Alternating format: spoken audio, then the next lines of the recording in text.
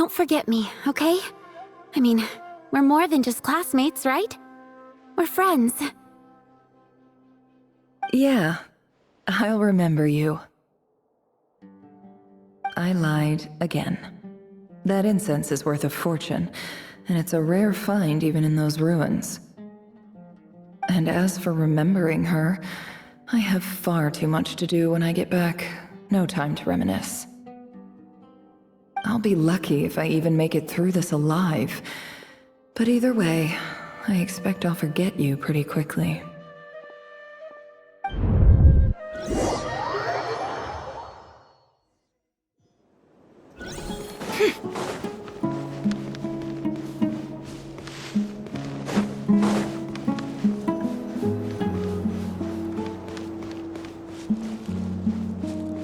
It all adds up. No more lies.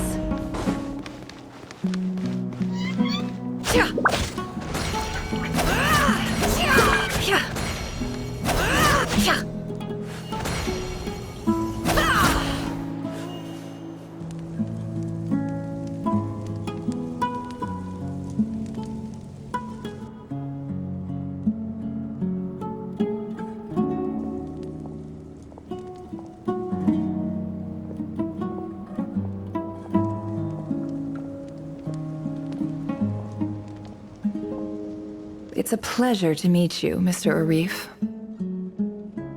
So, what does the Academia want? Since they've sent their special ambassador, I assume there's a big business deal to be made. If not, I'd be very disappointed. Please, sir, lower your blade. You're lucky I'm the one they sent. Not all special ambassadors share my admiration for the Iab people. The ever-shifting balance of power in the desert reduced the once great civilizations of this region to rubble and sand. But the story of the Iab has a very different trajectory. Others grew weak, but you grew strong, beginning in obscurity and moving to prosperity. You're the only ones who defied the trend. Huh. So, you do know who you're dealing with? This well is the perfect symbol of your strength, is it not? It used to belong to the Unut, but it looks like you have control over it now. You're not wrong. But I'm sure you didn't come all this way just to flatter us. Of course not. I came to bring you some very good news. Some information that recently came to light, which might just be your ticket to freedom. Records uncovered by the Vahumana Darshan show that a certain well currently under Iab control is built on top of some ancient ruins. These ruins are of great archaeological interest to the Academia.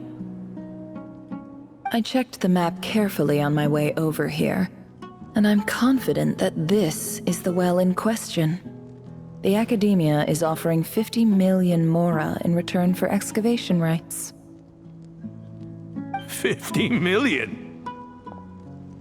No, wait. If these ruins are as important as you say, 50 million's a little low, don't you think?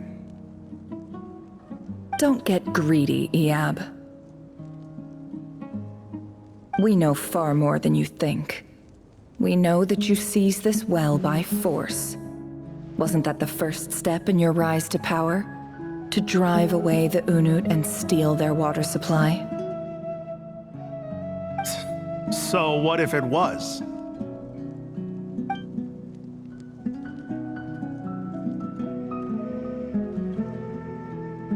Don't worry.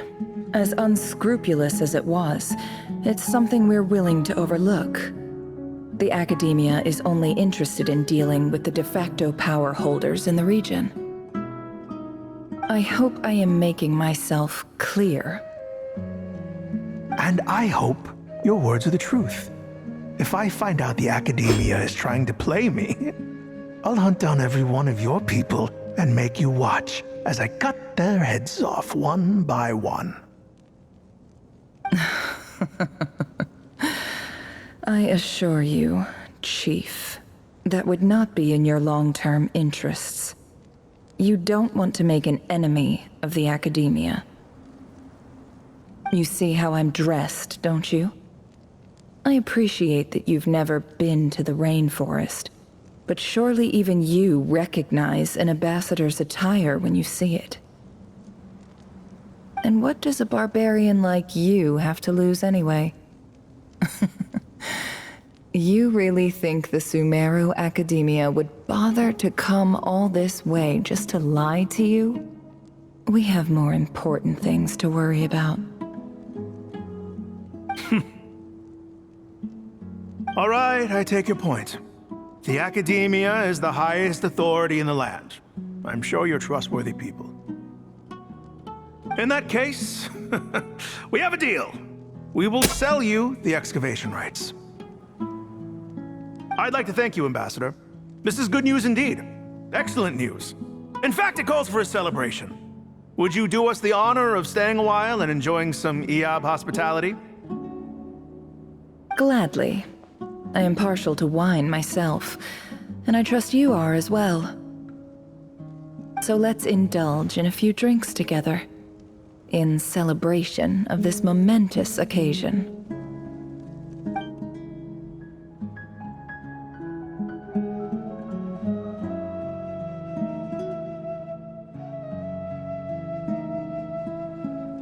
Chief! Chief, it's an emergency! It's the Unut. They've taken the well. What? Well, don't just stand there. Take it back. Yes, Chief. I have every confidence in the EAB's military superiority, and yet... Well, what is it? The Unut's response was alarmingly fast. The day after we reach a deal, they seize the well. This can't be a coincidence. Perhaps there is a traitor in your midst. I don't think so. I am obliged to remind you, Chief, that the Academia will only deal with the de facto power holders. If you cannot regain control over the well, I'm afraid you won't see a single mora of that 50 million. No! Please, Ambassador, just give me some time. I swear the Unut will not get away with this. That well is ours, and so is the Mora. Glad to hear it. I will wait here for an update. If there is a traitor, I will find them. In the meantime, make yourself at home. I'll report back as soon as I have an update. Much obliged. Wow. All it took was a few words and I've got him wrapped around my finger. What an amazing feeling. So, in summary, Ambassador, the Academia would rather negotiate with our tribe instead of the EAB, yes? The EAB are ruthless murderers who don't listen to reason. And now they have the gall to interfere in our research projects in the desert region. So let me ask you, Chief. If you were the Academia, what would you do? Kill them all, of course. Precisely. The Academia does not tolerate those who stand in our way. The EAB have held back our academic pursuits for too long, and our patience is wearing thin. At the same time, there is simply no way that the Academia can be seen to be intervening in desert affairs. I'm sure you understand where I'm coming from. We have our own rules out here. If the rainforest dwellers raised arms against a desert tribe, it'd start a bloody war. Right. We can't confront them ourselves, but we can support their enemies. The Unut have always had strained relations with the EAB, which makes you our natural allies. Natural allies. Weren't the EAB your allies once? You were quick to send them after us to protect your interests back when we stole that water. And now look at you. You're at each other's throats. Let me be clear.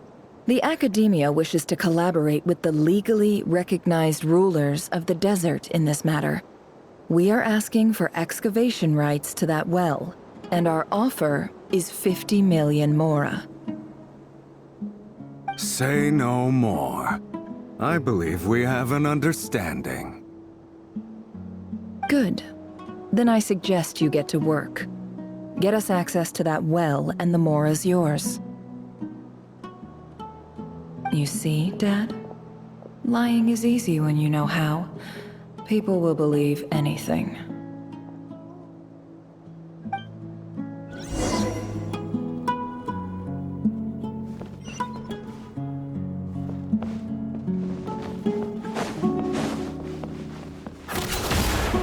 Can't hide the truth.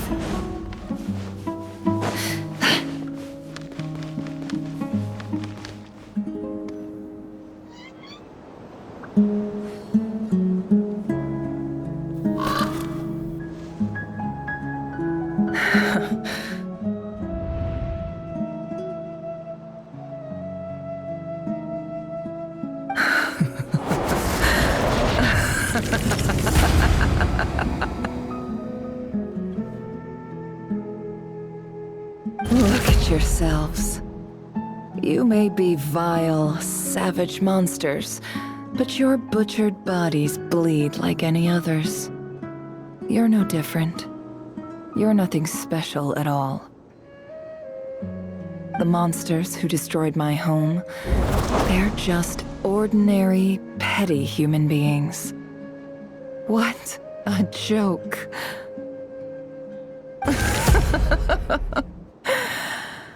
I think we're even now. Maybe I've even done the desert a favor. It's a better place without all these people around. Oh, Sinuhe, my gullible fool of a father.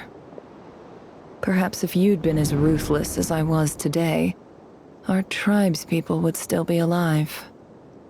In this dog-eat-dog world, a chief needs to be tough to survive. But you couldn't do what had to be done. So I did it for you. Nefer, it's okay.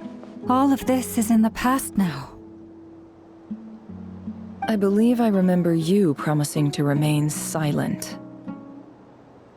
Yeah, but even so.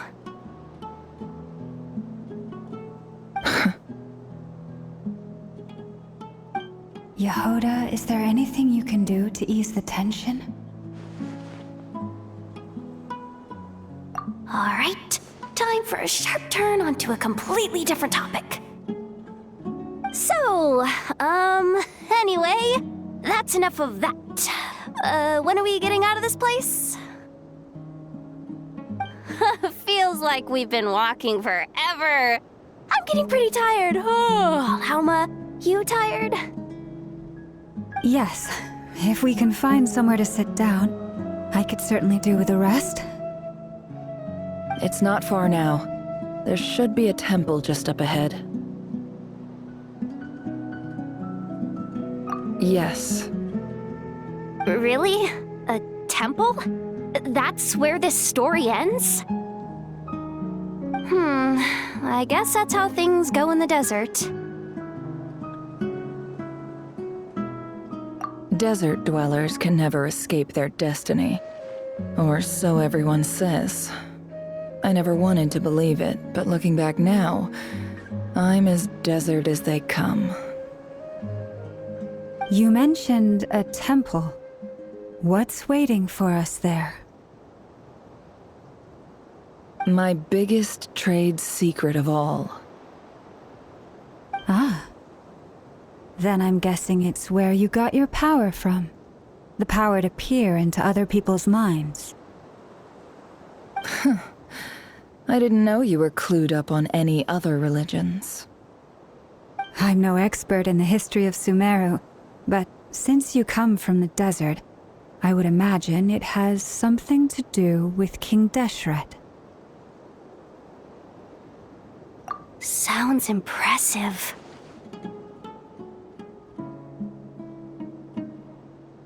Ah, I know who you mean. General Mahamatra Sino. The spirit of Hermanubis dwells within him. That's Boss Neff for ya. She knows everything.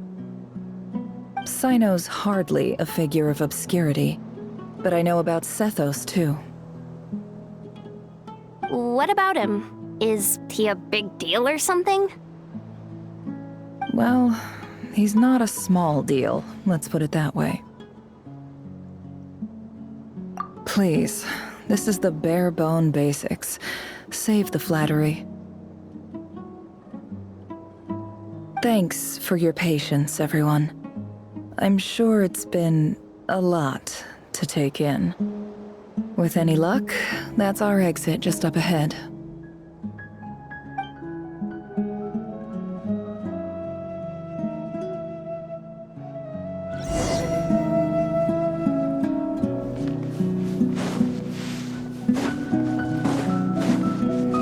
It all adds up. No more lies.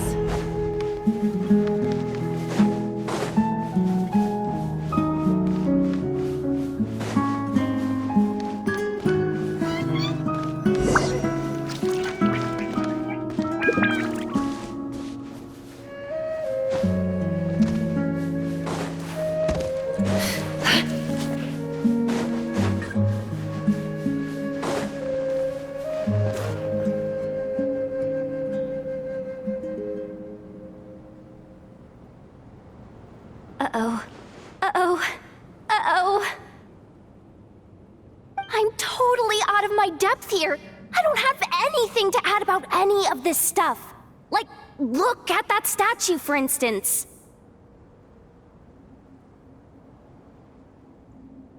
I want to do the whole name-dropping, this girl knows her stuff thing too, but I've never seen anything like it before. A statue with the head of a bird. That's Thoth, the Ibis King, one of the 7 pillars of King Deshret. The legends say that he, the Crocodile King, and the Goat King were the 3 retainers of King Deshret. Let's take a look.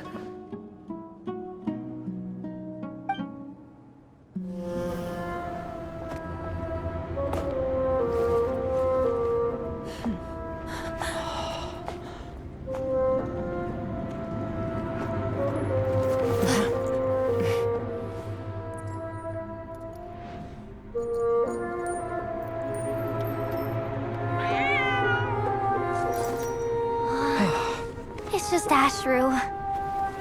So, all is well?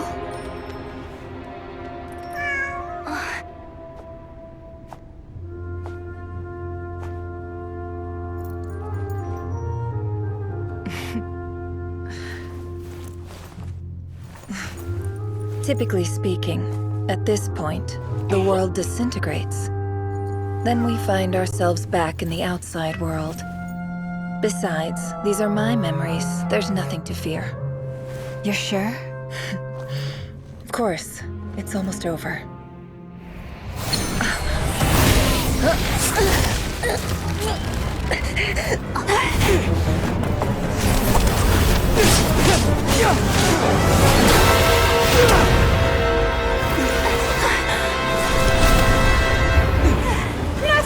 Hold on!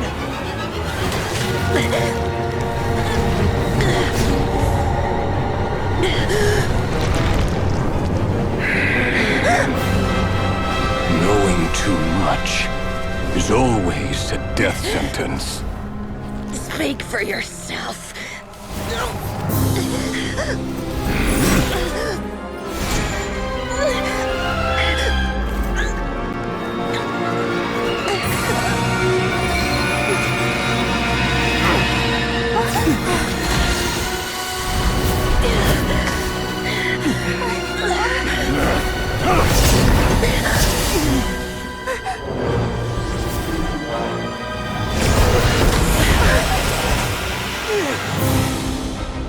How repulsive.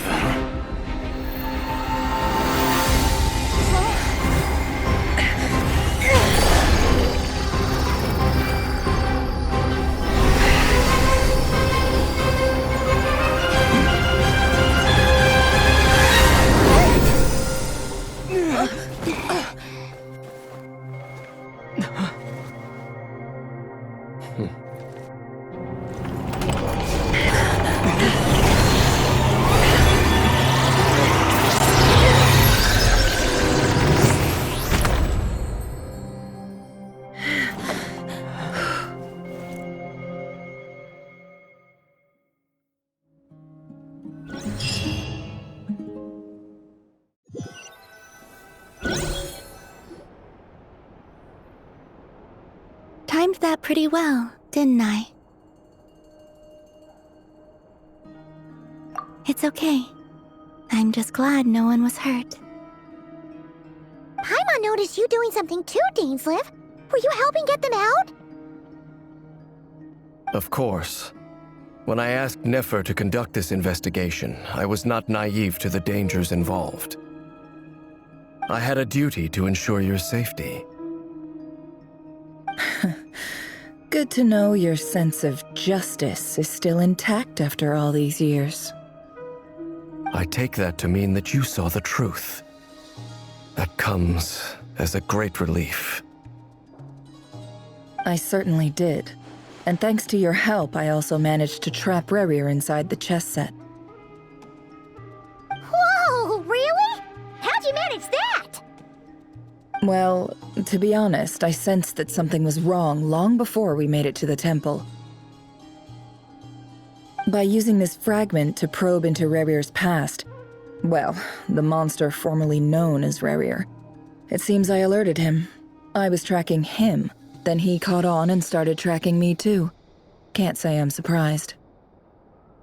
But how did he track you through your thoughts alone? That shouldn't be possible. Rerir was a secret agent who reported directly to the Vinster King. He is an expert at finding a trail and hunting down his pursuers. No wonder. He infiltrated the chess set, read my thoughts, and built a new virtual chess set inside of it. That's why we weren't able to leave at first. Speaking of your chess set, it's quite a remarkable item. Would I be right in thinking you have some connection to King Deshret? You overestimate me.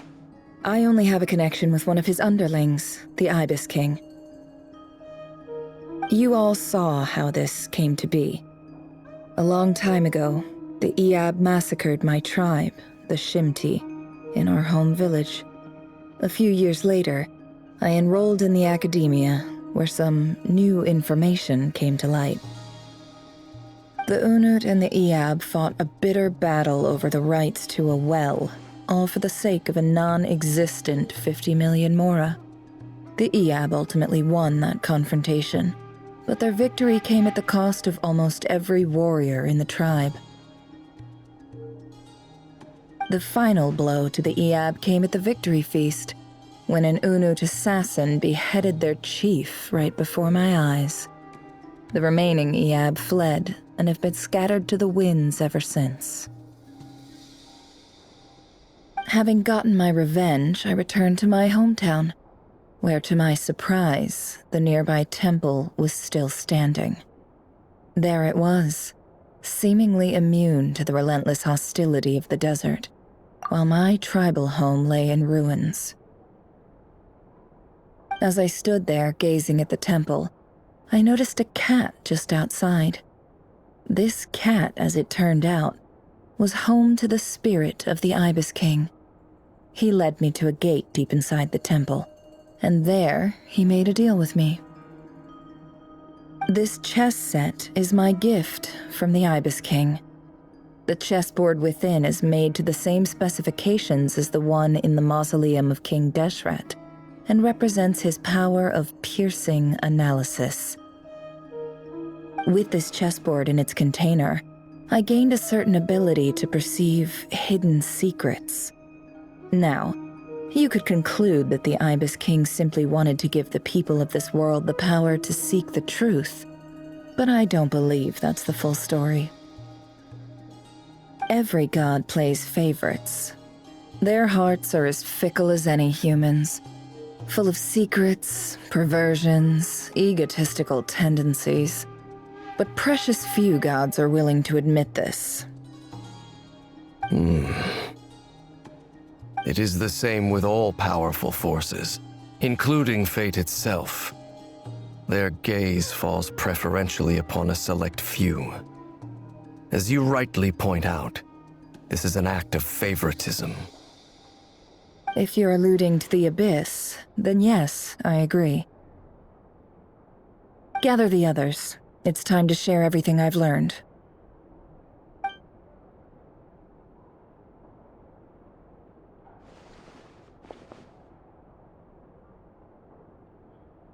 Thank you all for being here.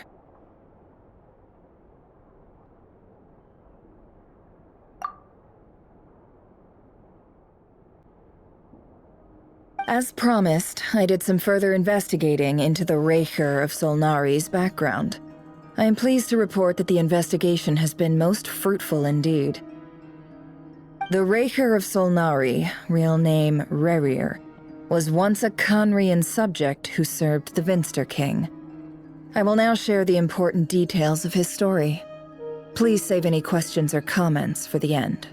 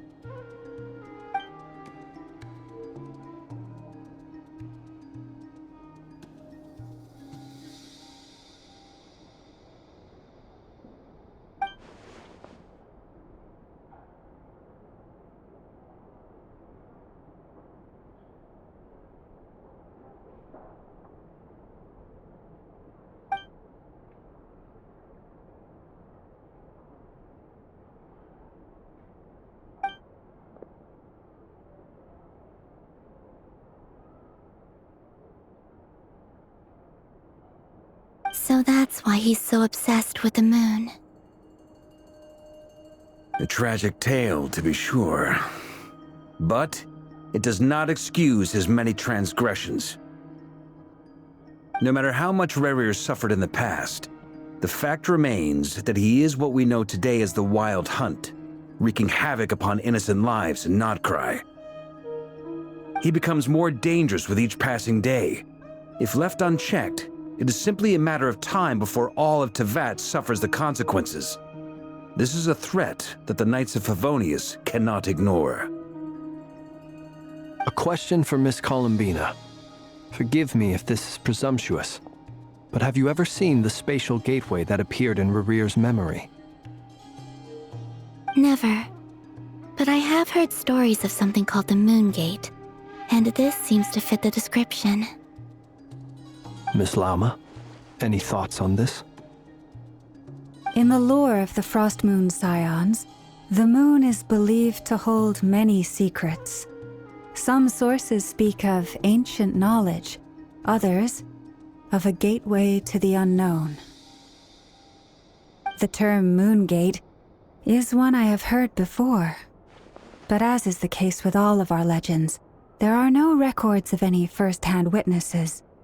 We cannot know whether it truly exists. Then back to Miss Columbina. As a moon goddess yourself, do you have some idea of where the Moon Gate leads to? Not at this stage, sorry. I do hold the power of the Frost Moon, and my strength is recovering well. I can sense that the gate would open at my command, but... But there's more to the power of the Frost Moon than that? Yes. A moon goddess has the right to open the moon gate, since it is a path to the moon. But as Nefer mentioned, holding open a spatial gateway takes a huge amount of power. And right now, I need to conserve my energy to fight the Rahier of Solnari. I'm afraid this is one mystery we may have to leave unsolved for now. I agree. Better to save your strength.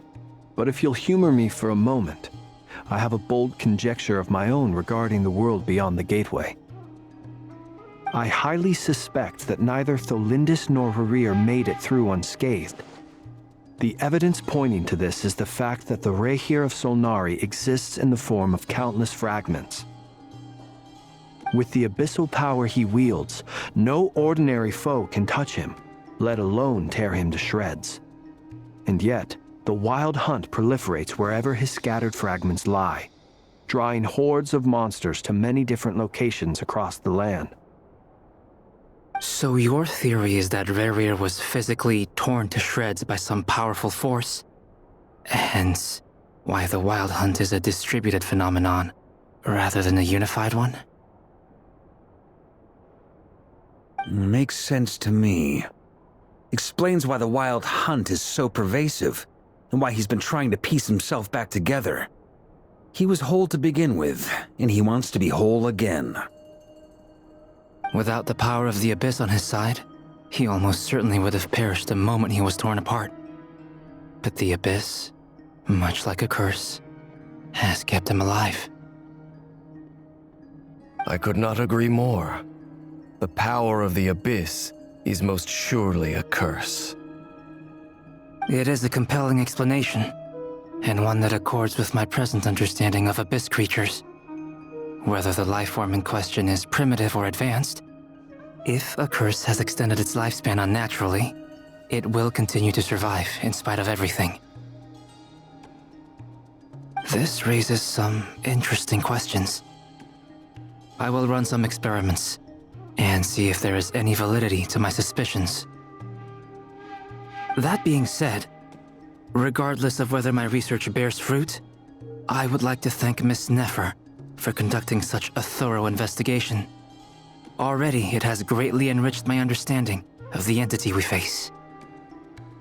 My pleasure, Mr. Albedo. I too hope that the information I have shared today proves useful as we look to formulate the next stage of our plan. Hey! What is it, Dainsleif? You look really upset! It's just... when I think of the man I once knew as Rarir, I struggle to understand why things had to turn out like this. The two of you used to be friends, didn't you? I don't know if these words will bring any comfort, but my heart goes out to you. Mine too. We can never know all the hows and whys of the way things are. The moon and stars are full of untold secrets and lies, and the skies are host to many more mysteries than these alone. Yet, none of that can begin to compare with the complexity of human life. Those are the first comforting words I've heard in a long time. Thank you both. Well, I think this is a good place to end today's meeting. I'm sure Nefer needs some time to recover. She's been through an awful lot today. That's very thoughtful of you, Lama. Of course. Sounds good to me. Take some time to rest and digest before we reconvene to nail down a plan.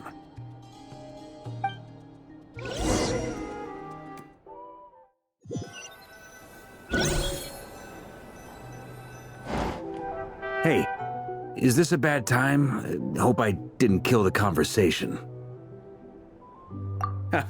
No need. Come on, let's talk outside.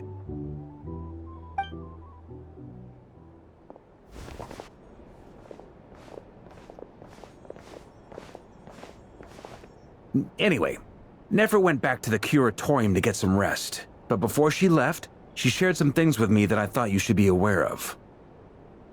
Firstly, although she managed to trap the Raker of Solnari inside her chess set, there's no guarantee that the power of the Ibis King is any match for one of the 5 sinners.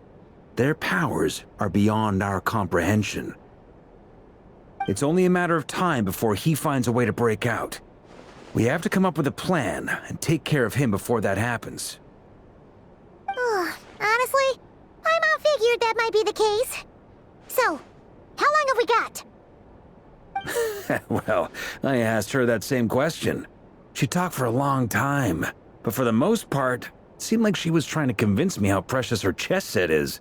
What a long and storied history it has. It felt like some kind of sales pitch, you know? The kind where you end up handing over Mora against your will? Anyway, after all that, she finally answered the question. 2 days, at most. 2 days? Holy moly! Can we even recruit enough help in that time? That remains to be seen. Which brings me to the second issue. Dainsleif is obviously conflicted about this whole thing. But given how little time we have, there's no way we can pull this off without his help. You have some history with him, right? Do you think maybe you could talk to him for us? Great. I appreciate it. All right, on to item 3. So, Albedo, Durin, and I put our heads together and came up with a plan. Can't promise it's gonna work yet, but at least it's a start.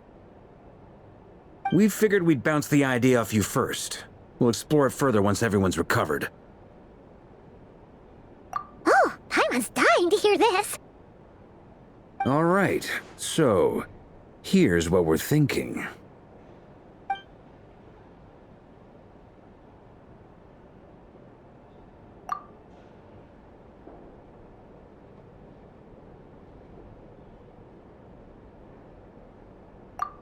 We felt a little uneasy about roping you into this. I mean, firstly, you're not locals, and secondly, none of us are your boss. You're well within your rights to refuse if you so choose. Roping us in? Why would you even say that? We know the stakes here. It's all of us against the Rayher of Solnari, or none of us stand a chance. I choose my words very intentionally, I'll have you know. I like to think there's an art to striking a down-to-earth tone even when the stakes are through the roof. Sir Varka, I have a few thoughts about this plan. I'm all ears. I think we can be more flexible with how the roles are allocated. In my view, the most sensible lineup would be like this.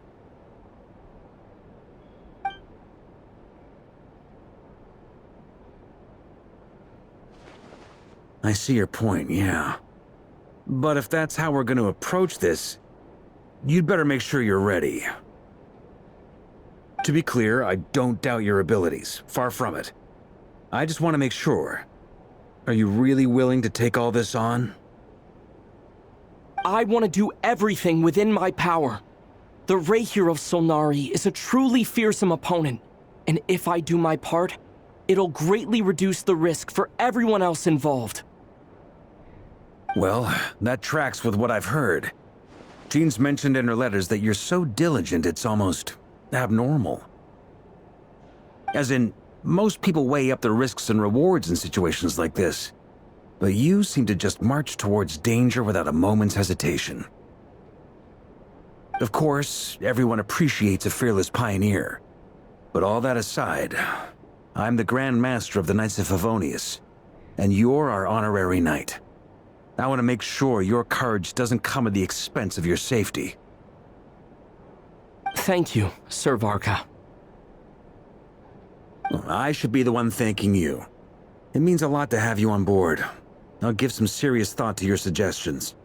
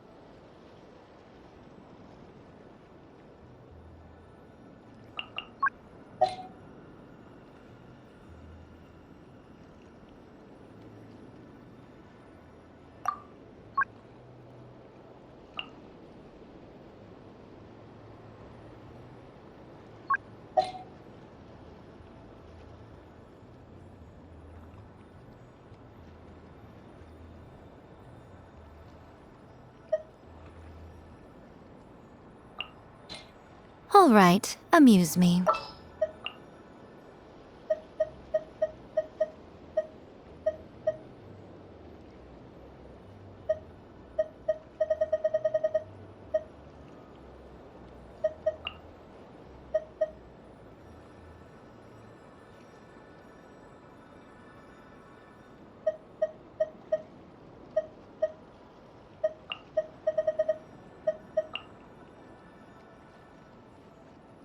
Time for a house call.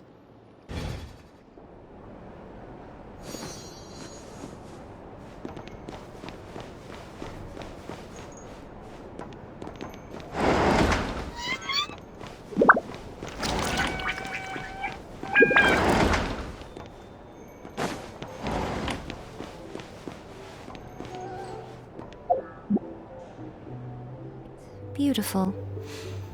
Oh, but alas, that is simply not the way the world works. This is a thorough plan, but I do have one last question before we take action. How can we be sure that our enemy won't leave the designated area? Great question. Albedo's been hard at work analyzing Rerir and the Wild Hunt's behavioral patterns. His conclusions are as follows. Firstly, from the earliest known confrontation until now, Rerir has never displayed any ability to manipulate the dimension of space. So it's unlikely he has any power in that domain. Secondly, he seems to have a particularly strong vendetta against our group. If we put him in a fight-or-flight situation, he'll choose to fight every time. Thirdly, finally, and most importantly, he is consumed by hatred, both for the moon and for his enemies.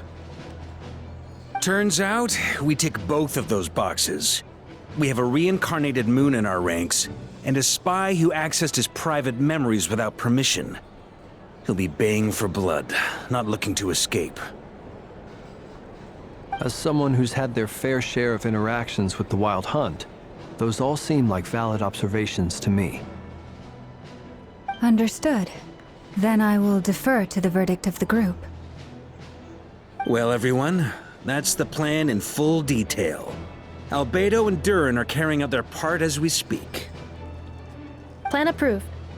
Scheduling. Okay, any firepower you need, I got you covered. Let's light this baby up. The Frost Moon Scions are behind you as well. And the rest of you?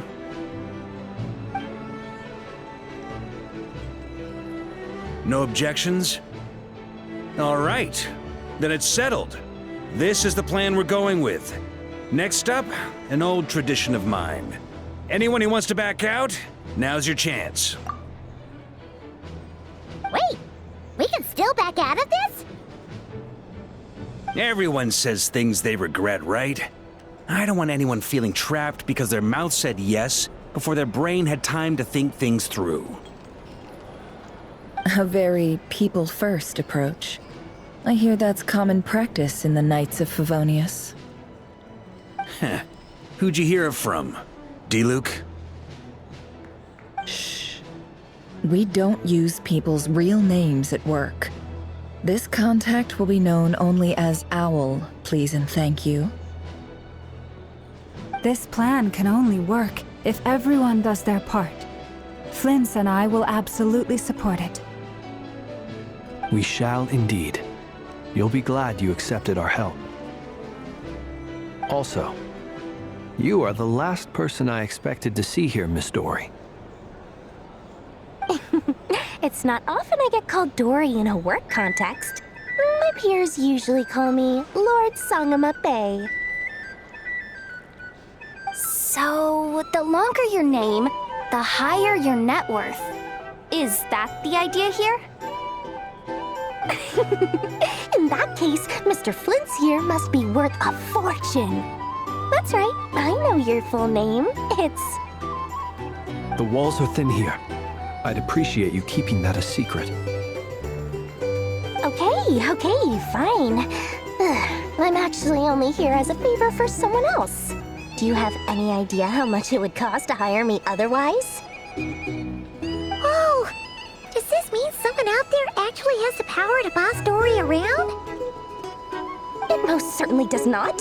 We have a long-standing and mutually beneficial business partnership. She's actually the mom of a friend of yours. Said mom supplied me with a great little trinket, but now that lady's ruined everything. If I don't start building a little goodwill now, my whole business in Notcry is gonna go down the drain! Okay. So what exactly is so special about this pendant? It's a lucky charm that a great mage made for me. We have a business relationship, and she was worried that something bad might happen to me. So, she wanted me to have something that can store power to protect myself with. I finally got it all fully charged up with Kuvaki, and then never went and used it all up at once! Never lost so big in my life! You're right. It was all my fault. I didn't mean to drain all the Kuvaki in the pendant, but I'll make it up to you. You will?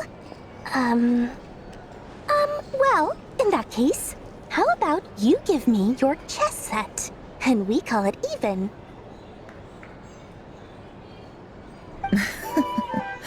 I knew you'd say that. Well, it's yours if you want it. In fact, take it now, and I'll even throw in a free Raker of Solnari. Deal? You're putting me in a difficult position here. It's a very useful thing to have around, but I have a funny feeling it won't be around much longer. I guess we'll see in a couple of days. Looks like bankruptcy for me. Hey, don't be so pessimistic. See this through and you never know. You might find a new business opportunity on the other side.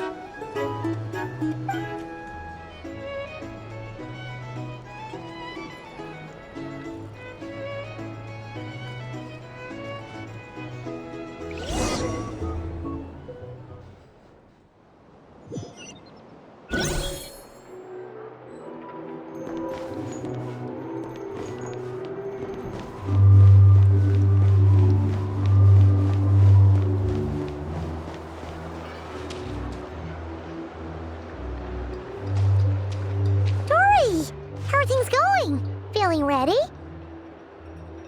Oh, I was born ready. We only have 2 days. You think Lord Sangama Bay would let an opportunity like this slip by? Don't forget, when something's in high demand, the people with the goods on hand get to charge the highest price of all, even higher than the sellers taking advance orders. Ta-da! See? It's right here! Oh, it's so pretty! Did you make it? No, I have a supplier. We go way back, so he made me a very attractive offer. Aha! No wonder you were talking about lucky charms at the meeting. You've been getting Kaveh to make them for you. That's not the full story. It actually started a while back as a project between me and the Dendro Archon. Mage Alice once warned me that this world won't stay safe forever. There may come a day when everyone faces a great crisis.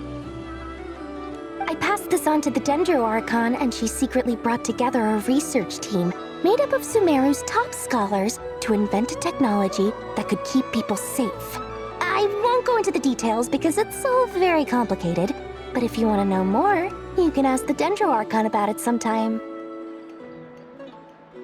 Anyway, point being, it was the Dendro Archon who asked Kaveh to build this little contraption.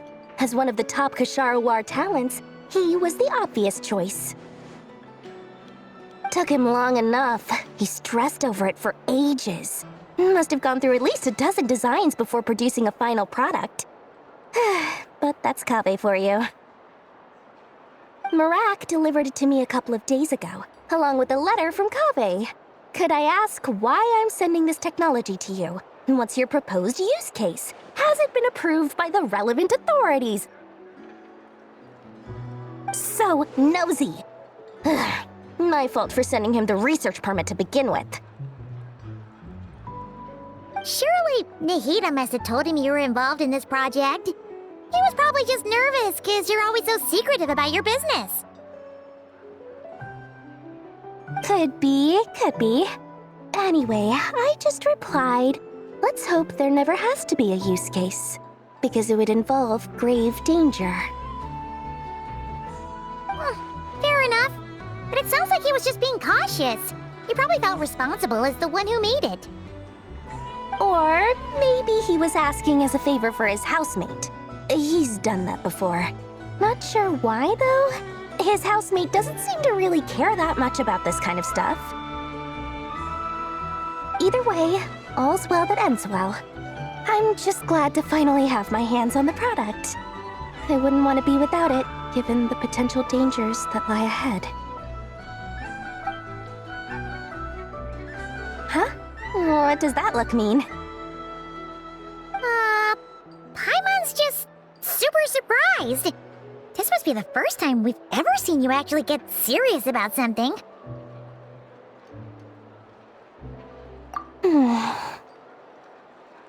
Well, a long time ago, I made a promise to myself. I promised that I was gonna live every day of my life with a big beaming smile. Obviously, Mora plays a big part in that. But there are always gonna be times in life when you have to give something back. That could mean paying back a debt, returning a favor, or showing some kindness. Alice has been a huge help to me over the years. She was the first investor I ever had. And I want my investors to know that Lord Sangamabe is the best in the business. And more than that, no one knows what the future will bring. Whatever happens, I want to make sure the Dendro Archon and all of Sumeru is prepared to face whatever comes. Oh, that? I was just making sure Nefer and I are square. Don't be thinking it was some sort of benevolent act. I'm no saint, so don't treat me like something I'm not. My priority is doing the business that I want to do, so long as my conscience lets me, but it usually does. That's the Lord Sangamabe business model. Alright, if you say so. I do say so, and that's the whole point. I'm a businesswoman. Don't go trying to figure out what kind of person I am. You'll exhaust yourself. Much easier for everyone involved if you just take my word for it. Oh, and could you two help me get this stuff where it needs to be? Thanks so much. You're my favorite assistants.